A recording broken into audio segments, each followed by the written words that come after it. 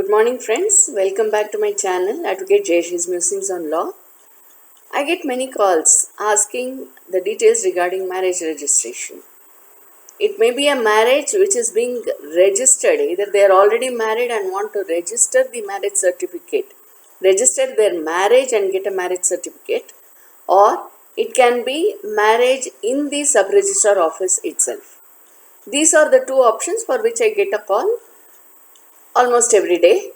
So I just thought I'll make a video on it. It's a very simple process. You have to first go to the sub-registrar office. This usually doesn't require any lawyer's intervention at all. Unless, of course, you're absolutely nil about the goings on and you don't know whether the procedure is proper and whether it has been done in a proper manner legally. So in that case, you can of course approach a lawyer. There are many advocates who will help you out with this, but it is not compulsory for an intervention by an advocate.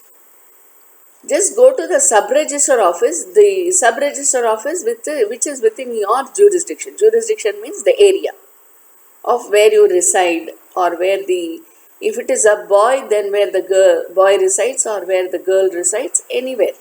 So you can just approach the jurisdictional sub-registrar office and inquire for the details. But for a brief, I will tell you, if it is the situation where the marriage has already been conducted in front of all the family, well-wishers, friends and all that as usual, as per any personal law. Here there is absolutely no differences as far as personal laws are concerned. You can get married under any personal law, under your personal law, whichever it is, Mohammedan, Hindu, Christian, whatever it is.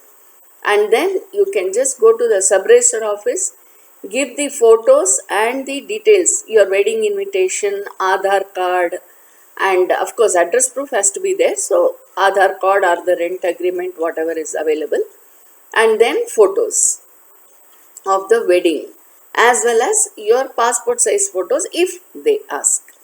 Usually nobody asks you for passport size photos because it is for marriage registration.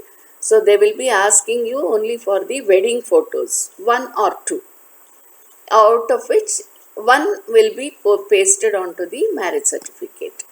So this is the procedure where the marriage has already taken place in front of the family or friends or well-wishers or whatever it is, and only the marriage certificate has to be got from the sub-registrar office.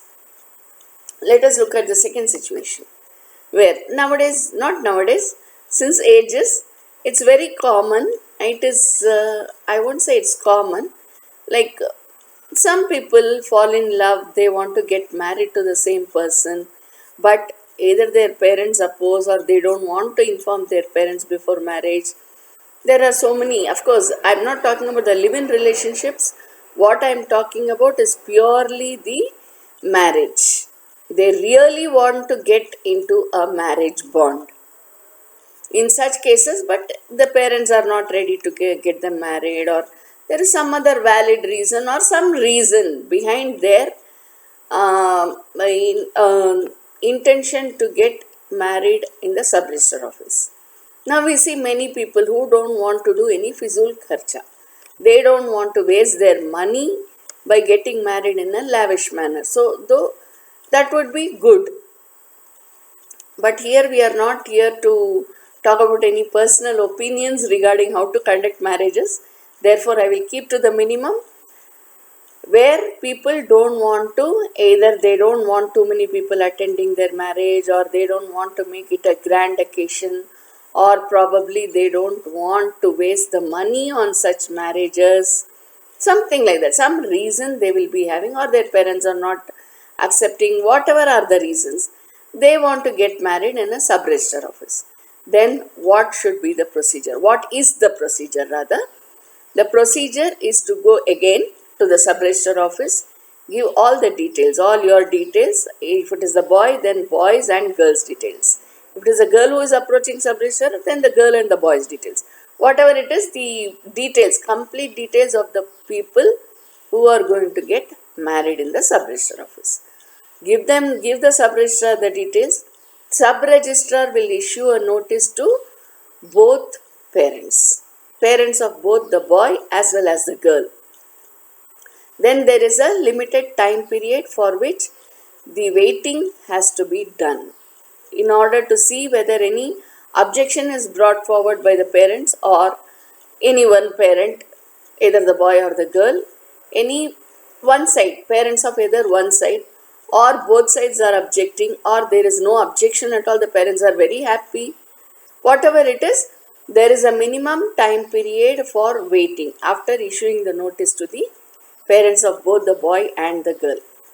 If objection is not received within the given period of time, then the boy and the girl can go to the sub-registrar office and once again give the details, that is just a brief. Give the details, take the application out and register themselves as man and wife in front of witnesses. The witnesses can be friends, can be well-wishers, can be parents, can be any other relatives, but it should not be bogus witnesses. Because bogus witnesses, if the marriage gets caught in some problem, then the witnesses will be called to ask whether the marriage really happened. You should have some credible witnesses by your side to say that yes, the marriage really happened. We are legally wedded husband and wife. And the children are born out of proper wedlock. Right? So this is the brief about marriages taking place in front of the sub-registrar or being registered before the sub-registrar. Thank you for watching.